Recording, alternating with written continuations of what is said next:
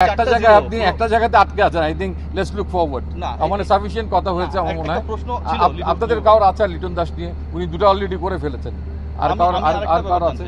আচ্ছা বলেন। সেটা হচ্ছে যে আপনি বললেন যে অন্যতম আরেকটা কারণ ছিল লিটন দাস যেহেতু টি-20-র ক্যাপ্টেন বা টি-20-র গুরুত্বপূর্ণ পার্ট, এই কারণে ওয়ানডে দলেও ওয়ানডে স্কোয়াডেও তাকে আপনারা রেখেছেন। এটা ঢাকায় আপনি বলেছেন, এখন আপনি বললেন।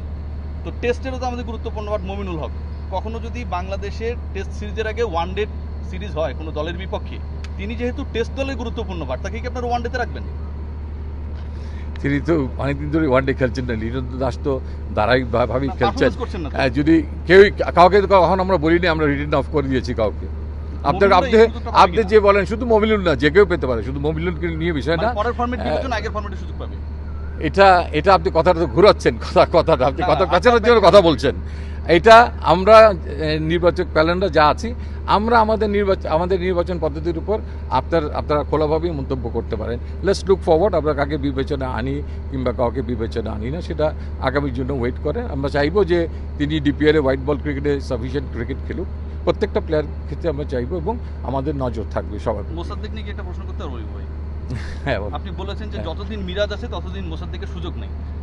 মোসাদ্দেক তো আপনাদের রাডারের মধ্যে এবং একজন পারফর্মার, জাতীয় দলে খেলা